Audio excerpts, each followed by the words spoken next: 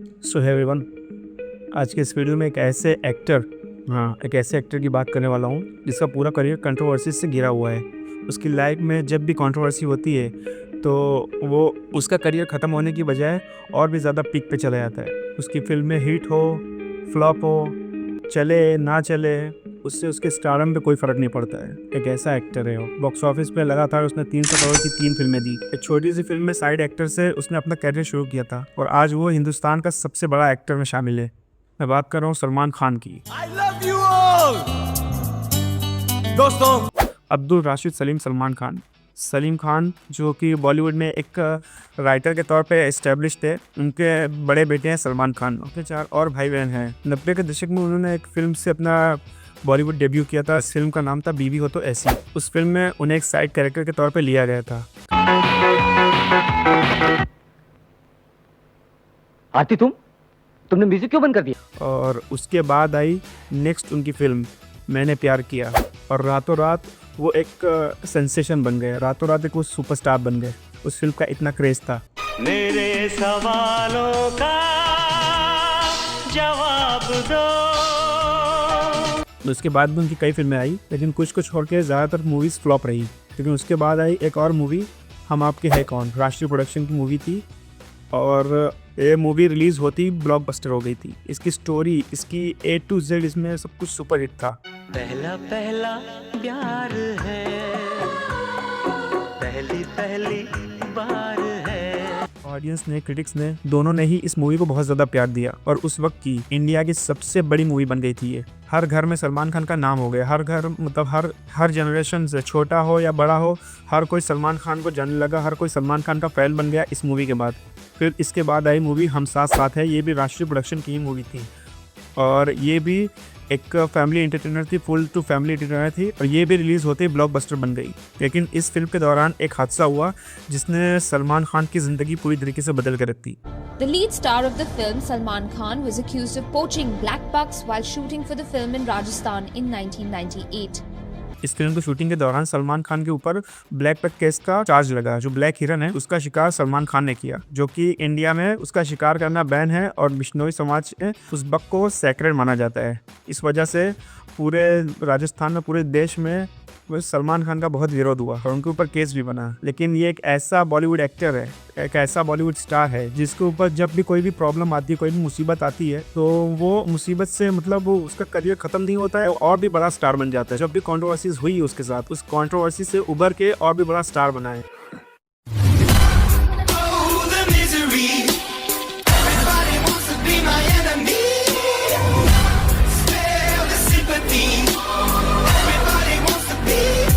लोग इसे इतना प्यार, इतना सपोर्ट करते हैं आज भी। और इसके बाद 2002 में सलमान खान की गाड़ी से फुटपाथ पे सोए हुए लोगों का एक्सीडेंट हुआ और उनमें से एक की जान चली गई। सलमान खान के ऊपर तुरंत हिट एंड रन का केस हो गया। January this year, lower court passed an order to try the actor under the graver charge of culpable homicide not amounting to murder and committed the case to Mumbai Sessions Court. मैं इस case की detail में नहीं जाऊंगा कि क्या हुआ क्या नहीं हुआ। इस केस की मैं डिटेल में ज़्यादा नहीं जाऊंगा। रातों रात सलमान खान की इमेज एक बैड बॉय की इमेज बन गई और उसके बाद लोगों को लगा कि सलमान खान का करियर पूरी तरीके से ख़त्म हो गया।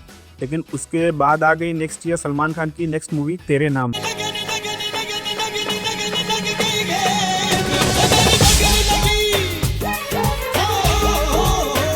और सलमान खान का करियर ख़त्म होने की जगह एक नई पीक पे पहुंच गया। सलमान खान की 90s में जो इमेज थी एक लवर बॉय की, एक संस्कारी इंसान की, वो बदल के अब एक बैड बॉय की हो गई थी। और सलमान खान ने उसी इमेज को कैरी फॉरवर्ड करके अपना नया स्टारडम, एक नई पहचान बनाई। और जो ऑडियंस इन दो केसेस की वजह से उनसे नाराज़ हो गई थी, अब जाके वो और भी, मतलब नेक्स्ट लेवल पे उसकी ऑडियंस कन्वर्ट हो गई थी। और इस मूवी के बाद सलमान खान का स्टारडम एक अलग ही पीक पे पहुँच गया। और यहाँ तक कि जब कुछ होता है रिलीज़ हुई थी तो सलमान खान का उसमें छोटा सा रोल था और जब उनकी एंट्री होती है, एक कैमियो रोल था। जब उनकी एंट्री होती है वो पूरी लाइमलाइट SRK से लेके चले जाते। उस फिल्म की पूरी लाइमलाइट वो लेके चले।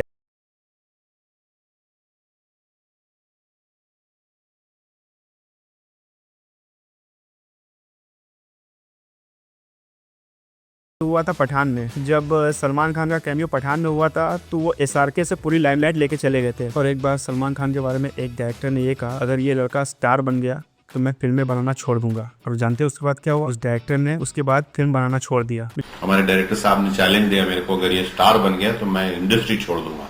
आज वो इंडस्ट्री छोड़ दी। लेकिन उसके बाद भी सलमान खान की जिंदगी में बहुत सारे प्रॉब्लम्स आए। उनकी गर्लफ्रेंड के साथ उनका ब्रेकअप, ऐश्वर्या राय के साथ उनका ब्रेकअप, उसके बाद विवेक ओबराय वाली पूरी कंट्रोवर्सी। सलमान खान रिलेशनशिप में थे ऐश्वर्या राय के साथ, तभी कहा जाने लगा कि इन दोनों का रिलेशन बहुत ज्यादा टॉक्सिक होने लगा और विवेक ओबराय और ऐश्वर्या राय आपस में एक दूसरे को डेट करने लगे। लेकिन इस बात का कभी भी ऐश्वर्या राय की तरफ से इस बात का कोई कन्फर्मेशन नहीं था। लेकिन विवेक ओबराय ने कई बार इंटरव्यूज में कहा कि वो और ऐश्वर्या आपस में डेट कर रहे हैं। और उसने एक बार प्रेस कॉन्फ्रेंस बुला के सलमान खान के ऊपर ये चार्जेस लगाए, इल्जाम लगाया कि उन्होंने एक रात उनको 60 से 70 कॉल की और फ़ोन पे बहुत गंदी गंदी गालियाँ दी, उन्होंने धमकाया, डराया। और इस पूरी इंसिडेंट को उन्होंने प्रेस कॉन्फ्रेंस बुला के पूरे मीडिया में पब्लिश कर दिया।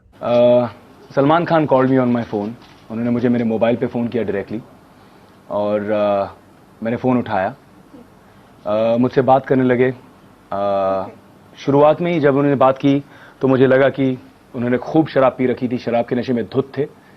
और he started out saying that who are you, तुम हो कौन, तुम अपने आप को समझते क्या हो।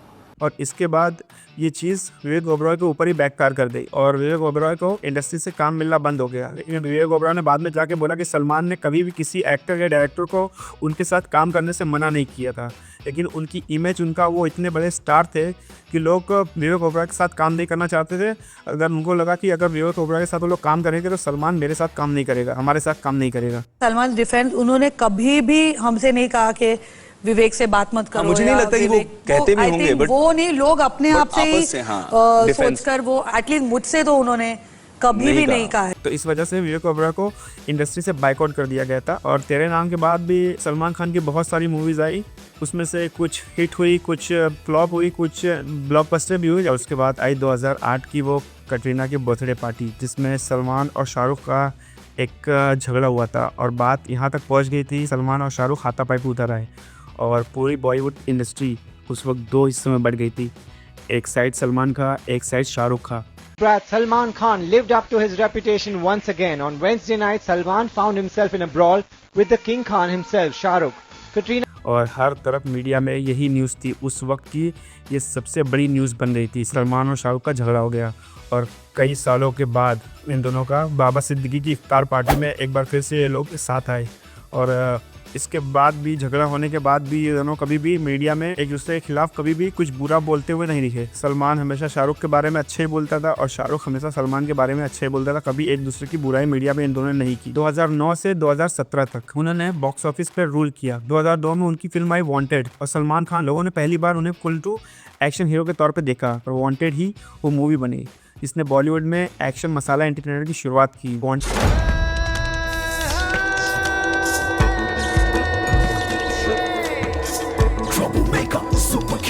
के आने के बाद सलमान खान का करियर एक अलग ही पीक पे चला गया। उसका स्टारडम ऐसा था कि उनकी मूवी कैसी भी हो, अच्छी हो, ख़राब हो, ऑडियंस को कोई फ़र्क नहीं पड़ रहा था।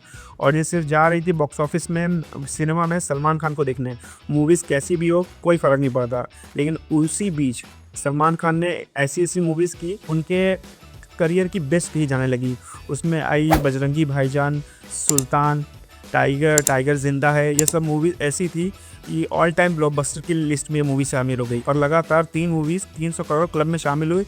और ऐसा रिकॉर्ड आज तक किसी एक्टर के नाम पे है नहीं इंडिया में। जो लोग कहते हैं कि सलमान खान को एक्टिंग नहीं आती है, मैं कहता हूँ कि उनको सलमान खान की तेरे नाम, खामोशी, बजरंगी भाईजान, सुल्तान जैसी मूवीज़ देखनी चाहिए। तो पता चलेगा कि सलमान खान किस कैलिबर के एक्टर है। तो उनको पता होता है कि इस फिल्म में मेन हीरो, मेन जो स्टार है वो कोई स्टार नहीं, वो एक्टिंग है।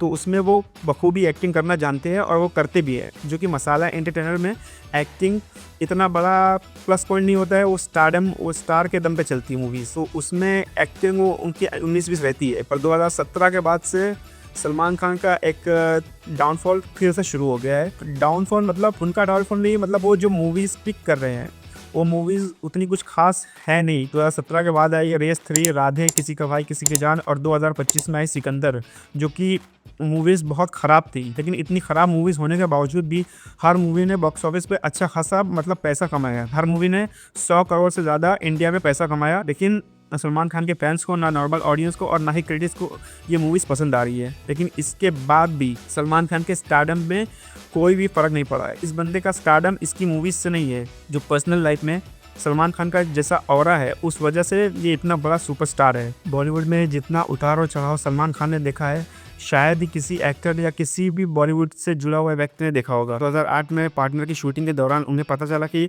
उन्हें एक ऐसी बीमारी है जिसका नाम ट्राइमिनल न्यूरोलजिया से एक सुसाइडल डिजीज कहा जाता है। मतलब ये बीमारी ऐसी है कि फेस के आधे हिस्से में इतना खतरनाक दर्द होता है कि शॉक जैसा लगता है। ये था कि कुछ पार्टनर के टाइम से एक यहाँ पे एक दर्द होता था मुझे, ऐसा लगा कि किसने शॉक दे दिया, करंट दे दिया, और फिर वहाँ से यहाँ पे आया, थ्रू आउट वीर यहाँ पे था। और उसके बाद भी सलमान खान कंटिन्यूसली काम करते रहे, उनका ट्रीटमेंट भी चलता रहा, वो काम भी करे। डॉक्टर्स ने उन्हें स्टंट करने से मना किया था, लेकिन उसके बाद भी वो स्टंट करते रहे और आज भी लोग उनकी तारीफ करते रहते हैं कि मतलब उनकी जो NGO है बीइंग ह्यूमन, वो लोगों की मदद करती रहती है। वो एक फ्री ऑर्गेनाइजेशन है जो मुफ्त में लोगों का इलाज करवाती है, कैंसर पेशेंट का इलाज करवाती है। और जब भी किसी को मदद की ज़रूरत पड़ती है तो सबसे आगे इंडस्ट्री में सलमान खान ही दिखाई देते हैं। उन्होंने कई एक्टर्स का करियर बनाया, कुछ का शायद पुजारा भी। उनका स्टारडम, उनका पावर इतना था कि मतलब लोग डर के किसी और को उनकी वजह से काम नहीं दे देते। टेक्निकली उनका फॉल्ट नहीं है, बस उनका पावर, उनका स्टारडम इतना बड़ा था कि लोग किसी और के साथ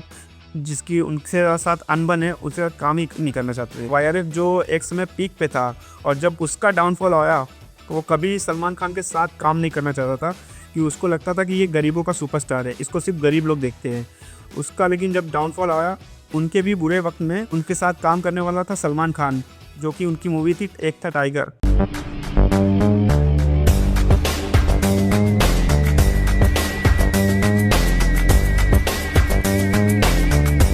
और एक था टाइगर के ब्लॉकबस्टर होते ही YRF स्टूडियो पीक पे चला गया और उसके बाद उसने कई सारी पीक मूवीज़ डिलीवर की सलमान खान के साथ। टाइगर जिंदा है, सुल्तान, ये सब YRF की मूवीज़ थी। यहाँ तक कि बाहुबली के जो डायरेक्टर है SS राजामौली, उनकी जो बाहुबली मूवी थी पहली, वो मूवी आने वाली थी सलमान खान की मूवी बजरंगी भाईजान के साथ। लेकिन सलमान खान उस वक्त इतने पीक पे थे, उनका स्टारडम इतना बड़ा था कि मतलब ऐसे बड़े एक्टर डायरेक्टर उनके साथ क्लैश करने से डरते थे। उस वजह से SS राजामौली को अपनी मूवी थोड़ा आगे खसकानी पड़ी। इस दौरान राणा ने बताया कि राजामौली ने सलमान खान की बजरंगी भाईजान की वजह से बाहुबली की रिलीज डेट बदल दी थी।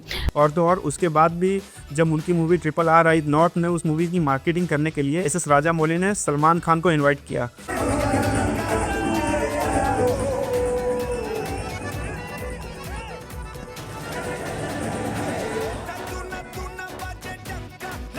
वो आके नॉर्थ में सलमान खान ने RRR मूवी का प्रमोशन किया। एक ऐसा स्टार जिसकी मूवीज ऐसी भी हो, अच्छी हो, खराब हो, उसका स्टारडम इतना बड़ा है, लोग उसे देखने के लिए थिएटर में जाते हैं। लेकिन उसी कई बातों से ऐसा भी लगता है कि वो अपने स्टारडम, अपने फैंस को बहुत ही ग्रांटेड लेने लगे हैं।